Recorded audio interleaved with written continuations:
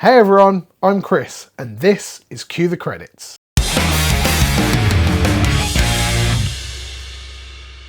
Welcome back to Cue the Credits, the home of everything boutique Blu-rays, physical media, and the art of collecting. In today's video, we're taking a trip straight back to the 90s with Arrow Video again, which seems like quite the trend over the last few months for one of the most cartoonish, chaotic, and downright weird comic book movies ever made, and that is The Mask from 1994. This is, of course, the Jim Carrey absolute iconic classic. Arrow have just dropped this 4K limited edition, and honestly, it is smokin'.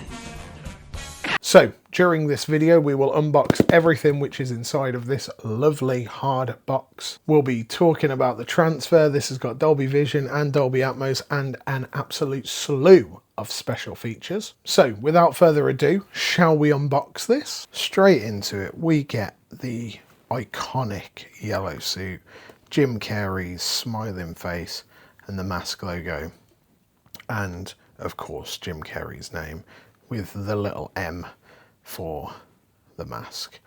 I think this really stands out. This is a lovely high quality photo. You can really tell the printing quality on this has just gone overboard. You can even see all the little fibers, which is really nice. The Blu-ray steelbook, you don't really get that much clarity. The only thing I wish is that we didn't have to have the ratings logos on the front, but it is what it is. Moving on to the spines, we just get the green Mask font there, just nice and simple. WB logo and the Arrow Video logo, so it's going to look really clean on a shelf. And then onto the back, you get a full rundown, a little bit about Chuck Russell, the director, and then all of the different tech specs, limited edition contents, extras, which I'll go over. It is an absolutely stacked release. And then finally, we get the aspect ratios, run times, audio tracks, and languages there. So double Dolby on this. And I've just realised that is Dolby Audio, not Dolby Vision, but you also get Dolby Vision on this as well. So that is the outer.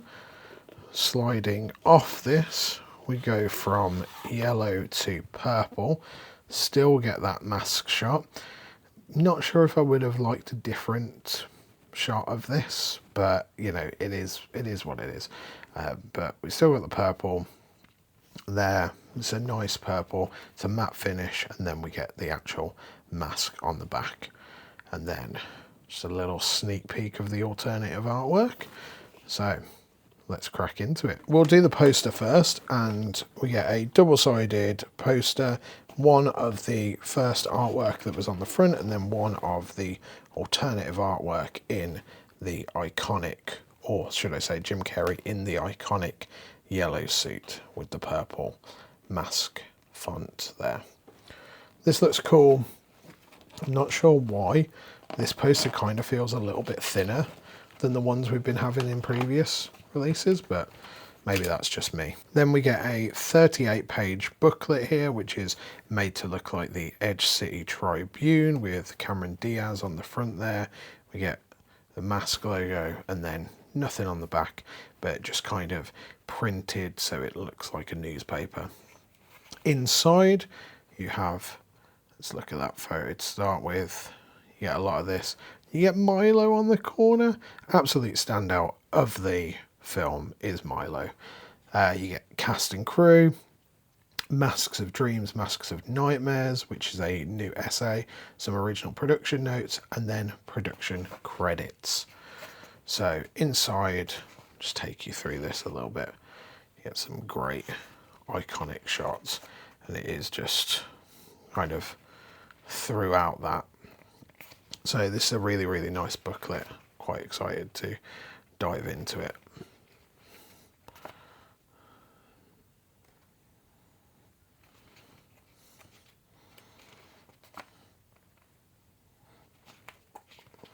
Just a lovely old time there. I've got some things to say about French mask though. So that is the booklet there. Then onto the disc. So this is sporting the alternative artwork, so I've flipped that around. It did have this artwork on. I think I quite prefer this artwork though. This is iconic. I'm just not sure about the pure white background. I think I really like this one, so I'll probably switch this back around. But you get the white background, yellow suit, purple font, and then purple font on this side with just the same shot on the spine if it wants to focus, and all the same tech specs on the back. Opening it up, this is a single disc release, so you only get the 4K on there, sporting the same artwork, but inside we also get some art cards. So let's take a look at those. So going through these, we've got the mask with a little rose, then we've got Jim and Cameron on the bridge there. We've got the absolute MVP, Cuban Pete, MVP behind Milo, of course. Then we've got Peter Green as Dorian, of course, one of Cameron Diaz's iconic outfits. And then we have got Amy Yazbek and Richard Jenny there, just from a still from the movie. So these are really nice. I'm really liking a black and white art card. I don't know, it just feels nice. And that is everything that you get included in this limited edition. I mean, you get a giant big green Jim Carrey face that you get to put front facing on your shelf. What is not to like about that? Let's talk about the movie to start with, and then we'll get into the actual transfer and what's on the discs. It's been quite a number of years since I really watched The Mask. Now, that's not saying that I haven't watched it in years. It is one of those films that is purely a comfort watch. My brain's kind of tuned out a little bit. I'm watching it, but I'm not really watching it. So actually watching this 4K and taking everything in, there has been a lot of things that I've missed, to say the least. Mainly stuff which is just like, how did I get shown this film as a kid? There are so many little jokes that obviously went straight over the top of my head, but now as an adult rewatching it, it really hits hard.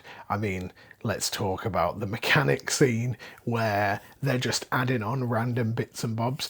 It's a big stereotype, but God, it's true. Or also when he's in the alleyway and he gets the wrong pocket and was that used? And finally, the lieutenant's absolute obsession over Stanley's pajamas. They're not even that bad. They're just nautical. But he must hate the sea. That's probably why. He must hate the sea or sailors. And then there's the French version of The Mask. And I'm not talking The Mask in the French language. I mean when the mask is French and just turns into an absolute pest. Like, I can never remember him being that crass or just pervy, but he is just, it needs to be sectioned. But it is that mix of like over the top cartoonish energy, and in the new interview with Chuck Russell, he does note that Jim Carrey is basically a cartoon, and that is why he is perfect for this role. It is an absolute time capsule for the 90s. And talking about a time capsule for the 90s, we have to note Cameron Diaz in her first feature-length role. I was watching this with the other half, and throughout all of it, she was just like, oh my God. Just all of her outfits are basically iconic. You saw some of them in the art cards that you get included. She plays this role absolutely to the T and gives enough ham to the role to make it fit really, really well in this universe. And finally, Peter Green as Dorian Tyrell just knocks it out of the park. He is probably like rooted in my brain as like the childhood villain just because of this film. Like, when he puts the mask on, just generally his being is just unnerving. And still, as a man in his 30s, I was like, that's a bad guy. That is a bad guy right there. Let's talk about the transfer. To give you a little bit of context, I'm coming from the 2015 Blu-ray release. It was just a single disc steelbook. Nothing massively special on this. All of the archival features that's on the Arrow disc are on this, but it is lacking the original 5.1 master audio track and the visuals on it. They're not great. they're not great. I popped this back in after just checking out the 4K, and you can really tell this wasn't a brilliant transfer at all. So on to the Arrow 4K. Now, this 4K restoration was done from the original camera negatives, and it was director approved by Chuck Russell. So already you know that you're going to get a pretty stonking transfer on it. And from popping the disc in, you see that straight away. The Dolby Vision is working overtime here. The colours pop from the neon lighting in the background on the streetscapes to that iconic yellow suit, which looks sharper and more vivid than ever. The grain is kept beautifully intact, and it really does a service to the mix of practical and special effects. On the special effects side of things, this came out in '94, and some of them do look a little bit questionable, but because this is a fun cartoony movie, you kind of forgive it a little bit more for looking a bit like, And then talking about sharpness, you can see so many textures on faces, on clothing, which you just didn't get in that old 2015 Blu-ray release. Now moving on to audio. Arrow have included 3 audio tracks on this. The original DTS HD Master Audio 5.1 track, a lossless stereo track, and a brand new Dolby Atmos track. I watched this with the new Dolby Atmos track just to check it out, and quite honestly I was a little bit disappointed. I've praised Arrow over the last few months for how well they've done with the original 5.1 tracks on a lot of their newer releases. Unfortunately, this Atmos one just doesn't really tick the box. It sounds kind of flat and a little bit lifeless in the majority of the movie, especially compared to the 5.1 track if you switch back to that. One notable part is the mid-movie club scene where the mask is in that yellow suit. You would expect the dance section to feel loud and just really punchy, but it just doesn't. And when you switch back to the 5.1, it really gives you that oomph. Saying that though, the Atmos track does feel more balanced, and later in that same club scene where all the music stops, you can really feel the atmospheric nature of the Atmos track by hearing the waterfall in the background, which was just kind of drowned out in that original 5.1 track. So it is a little bit of give and take. Personally, though it felt a little bit flat, the Atmos track does make up for it in the later scenes of the movie. There's lightning strikes that use the overheads really well when the mask gets put on, especially when it's Dorian doing that. And Cuban Pete absolutely slaps in Atmos, which makes me really conflicted of, was there an issue with that specific first club scene when, you know, we've got sounds and dancing, when Cuban Pete sounded so good? I'm not sure, and I'm not sure if we'll hear anything from Arrow about the mix on this later down the line. All in all though, Arrow have done an absolutely wonderful job in upgrading the mask to the glory that it deserves. It is heads and tails better than the version that came out previously on Blu-ray. Let's talk about the extras that you get on this. As you saw in the unboxing, this has got a slew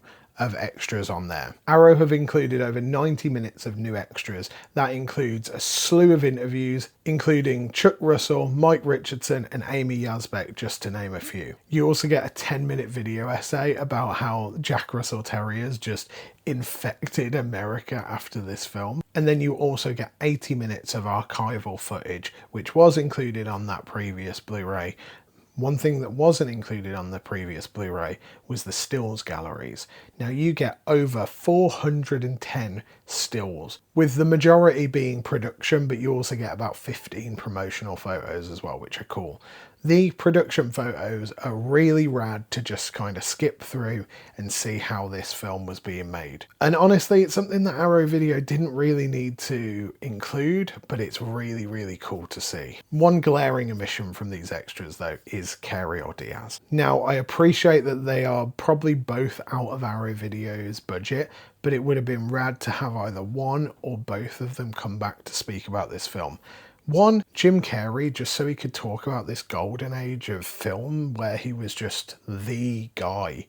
I mean, we've had the Ace Ventura 4K, we've obviously got this 4K. A lot of his most iconic movies are coming back to 4K, and it would be great to get him in just to talk, even if it's a 5 or 10 minute segment, that'd be great. And then Diaz to be able to talk about her first role and becoming basically an icon straight off the bat. With her returning to Hollywood this year, I think it would have been a really big get for Arrow, and it would have just cemented them. So overall, this is a a pretty fantastic release. The video transfer is absolutely incredible. The Atmos, though it feels like it needs a little bit more, is still a good time.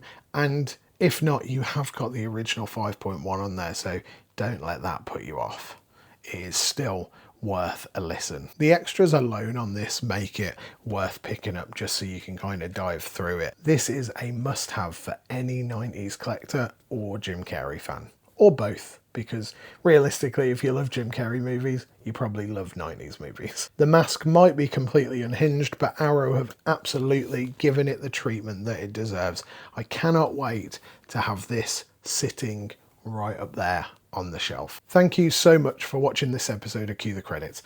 Have you already picked up this version of the mask, or are you planning to? Let me know in the comments down below.